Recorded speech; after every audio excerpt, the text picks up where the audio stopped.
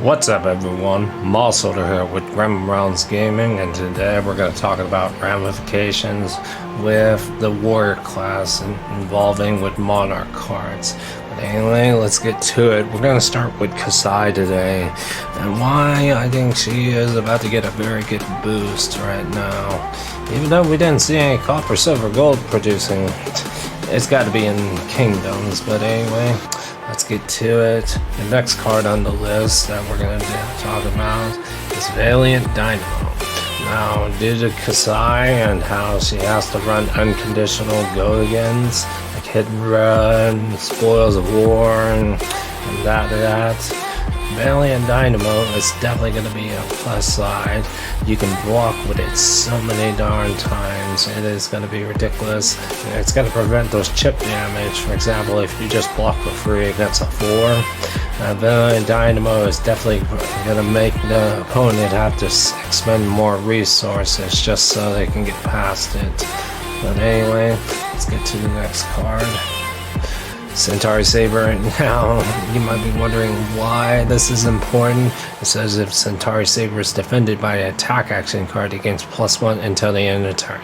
Keyword, end of turn. Now, you might be wondering, why is this important? We got more Dory abilities besides just Twinning Blade. We have access to Dust Path Pilgrimage, which is going to help with the consistency, and depending on the build you go with, you can launch multiple attacks, especially with these additional Dory effects on cards are very powerful with unconditional go-again, as we've seen before. So this is going to be a game changer because that stacks. Alright, let's go to the next one. Plow Through. Now, your next weapon attack this turn gains +3. If this weapon's defended by an attack action card, gains +1 until end of turn. That's got saber text right there. Go again. Now, this will be very mean. Gaining +2 for every attack action they block with, and if you put more in front of it, it's going to be painful. Plow Through with Centauri Sabers plus Twinning Blade, and if you got a cash in the arsenal to keep the attacks going, things are going to get really deadly real quickly. But let's get to the next card. Alright, we're going to look at Dust Path Pilgrimage. +3, and if this hits, you may attack an additional time with this weapon this turn. And what do I like about this? Even the lesser pitch value, the more pitch values, for example the yellow and the blue one, they're very relevant. And most oftentimes when you're spreading wide, the opponent really wants to block the most damaged attacks. So oftentimes even a blue Dust Path Pilgrimage will have your opponents thinking, do I need to overblock this or not? It is going to make a big difference right here, because those attacks are going to start stacking. Even if you got a cash in an arsenal, that will make it even worse. But let's move on to the next one. Twinning Blade. You may attack an additional time with target sword this turn. You know the best part about this here? Look at the 0 cost in the upper right corner. 0 does not cost you a card, so this can come in handy very much so for pushing more damage through, especially with the Plow Through kind of style hands. It's going to be deadly regardless. But let's move on to the next card. Courage of Blade Hold. Imagine a hand with you got yourself some sabers, a Plow Through, an unconditional go again, preferably either hit and run or spoils of war. Courage of Blade Hold will make sure that you don't have to pitch for attacks, and if you set it up right, this will be extremely deadly. Courage just got 10 times better with Kasai, no doubt about it. It may be just as deadly, if not deadlier, than Durantfield, but it's hard to say depending on what kind of cards get played. But let's move on to the next one. Second Swing. You attacked with a weapon this turn. Your next attack this turn gains +4. You are forcing a defense reaction red out of the opponent with this thing. This will hit like a freight train, and it'll be especially deadly when it comes to those additional attacks, whether it's twinning blade plus courage or blade hold kind of turns. This will hit hard because the opponent's not going to be able to block all of it, especially if you got multiple ways to go half go again. This will hit extremely hard. But anyway, let's move on to the next section. Here we are with part 2 of the Durantia impact with monarch cards. It's about to get a lot more nastier with Durantia in blitz format for sure. Let's get to it.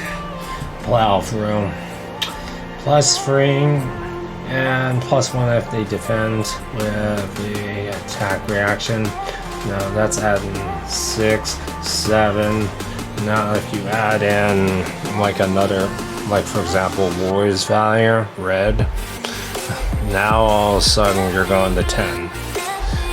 But that's only if they block with the attack reaction. But this will definitely whittle down the armor big time, because if they don't want to use up their whole entire hand and give up momentum, then they're going to have to use armor early on. The more often you get attacks off that are going for +10, that's definitely going to get people, your opponent, reacting big time. But anyway, let's move on to the next part. Iron Song Determination, especially with Plow through. Target weapon gets +1 and dominate until the end of turn. I love all these end of turn effects, especially with Plow through. And this, you're getting more of that. This is going to be deadly as for pushing damage through, especially if you got refraction boulders and you don't feel like using up hit and run or Warrior's Valor and keeping it in as pitch value. This will definitely make a big impact, especially with Plow through. And even the Steel Blade Supremacy turns, like let's say for example pitch blue, play Plow through, Warrior's Valor, Iron Song Determination, and go with Iron Song Determination and you swing. You got one card in hand. This is going to hurt. Or if you replace the Warrior's Valor with Steel Blade Supremacy and you have refraction boulders, that'll be 10 times worse. It is going to hurt. And the second attack, guess what? With Plow through, you're coming in for 5, 6, 7 with Dominate on the second attack. So you're going from 5, 8, 9 on the first swing, or 10 if they block with the attack reaction because they want to take a whole lot of damage. Ugh, it's gonna get nasty. And then you're swinging on the following attack because of refraction boulders. 5, 6, 7. Oh, this is going to make some really difficult decisions for the opponent. No doubt about it. If Warrior becomes a lot more rampant, I wouldn't be surprised if we start seeing a movable in the side in the arsenals, simply because of these ridiculous power moves when it involves refraction boulders. I'm sorry, but Valiant Dynamo, that may be good for Kasai, but I'm here to tell you, Durantia, refraction boulders is where it's at. It's nasty.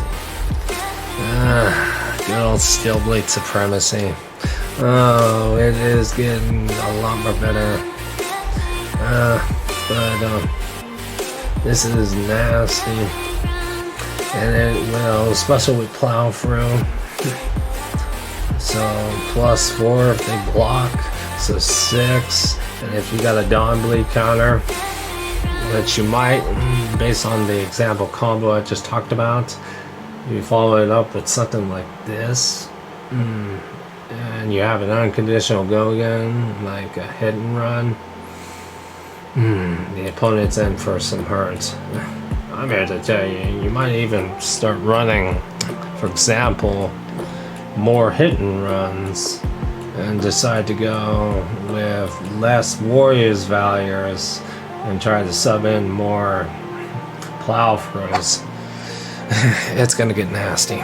But let's move on to the next card, route. I believe we are moving to the point to where it's kind of hard to say with overpower, really. When it works, it works. But I also do believe route is very much underutilized in blitz. I believe it should be a 2-up because of the blowout potential it has. You can sit on it in the arsenal. It's easy to set up because route is deadly, and it will make the opponent like, oh, do I really want to do this? Route. I don't think we're gonna need overpower as much, but I'm looking forward to seeing more route. Now, Seek Rising. Now, you might be wondering, Grampian Blitz is mostly a sword build. Well, I think we got enough support to make it so that this becomes part of a gold-wide strategy. And the reason why, this stacks the top deck. And we do have another warrior attack reaction. I can't seem to remember it. It's kind of like Simple on Reprise, to where if they trigger it, you draw a card and get to stop the top. You get to stack the top of the deck. Now let's say we play that reaction first go about, but then you start second attack, and then you play a card, for example, Unified Decree. If you stack your deck right, Unified Decree is going to hurt, very much so. But not only that, there's even Rise Above if you want to play that. I doubt it, because putting a card, you really need to be knowing what you're doing. You're going to go for a Unified Decree kind of style attack. And it does pitch for free. It may cost one more if you don't get a reprise effect. But I believe this might see some more play in the go wide style, simply because of ways to stack the top of the deck. And as we get more, I think Unified Decree could definitely see a lot more play. But anyway, let's move on to the next part in the Warriors. We're going to start talking about Sir Bolton. Alright, welcome to part 3. Mr. Bolton right here is definitely going to be trying to put some thunder in your cheeks. We're going to find out. However, I'm sure you might have noticed up on the FAV community fan page on Facebook, Google Gaming did put an excellent review when it comes to the axe build and what kind of crazy stuff you can do with it. But let's talk about Mr. Raiding Dustbane. Once per turn action, 0 cost attack. There's a reason why that is, because of the charge mechanic that the heroes, that the warrior has. That takes cards out of your hands, which means it's much more difficult to pay. For example, the 1 cost, whether it's on Razor Reflexes or other cards for that matter, so it definitely has an impact. However, there's stuff like Limited Ascension that allows you to, in combination with Bolton, you can game yourself go again, plus be able to attack an additional time this turn with a weapon. However, I think where the real strength is going to really shine is when you can get ahead and start having courageous steel hand kind of turns, to where you take a damage but you have a full hand. Now, Bolton has a unique situation simply because he not only has access to Iron Song Response, red and yellow, because if you charge and they block with an attack action card +1, is added. So your yellow version essentially become +3. And that's not bad, especially if you stacked multiple zero-cost attack actions onto Radiant Dustbane.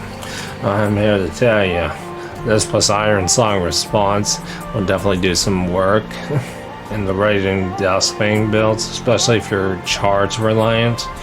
It will definitely make a difference. But anyway, let's move on to Luminous Ascension. I mentioned this before. If you really want to abuse the light card aspect, until the turn weapons you control gets +1 if this hits. Reveal the top card if it's a light card, put in your hero's soul and gain +1. I mean, it's really up to you if you really want to go nuts. However, I do think the axe build wants to abuse getting access to Gogen.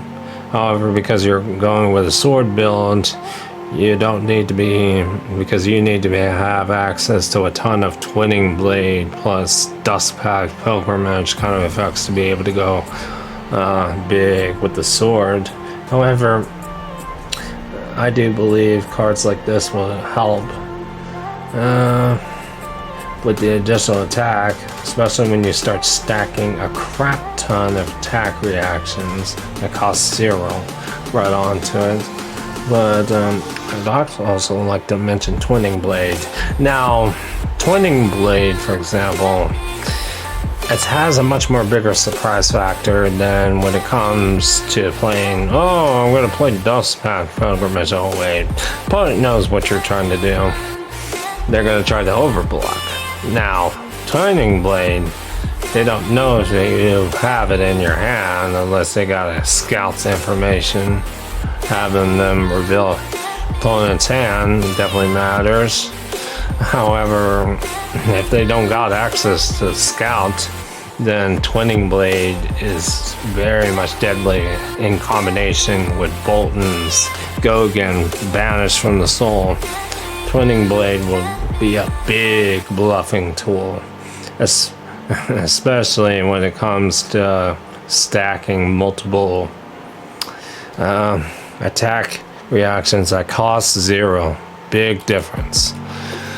Vestige of Soul. It is definitely, it has its upsides. Gains more value each turn because if you use it more often, as opposed to Courage of Bladehold. Now both have their merits. However, Courage you really want to wait. And yes, you do get to block with it once before you crack it, because I don't think I've ever seen an individual, it's probably 90% of the time, you're blocking once with Courage and cracking it when the moment's right. I've definitely seen moments. There's a small, slim 10% chance you block with Courage, simply because.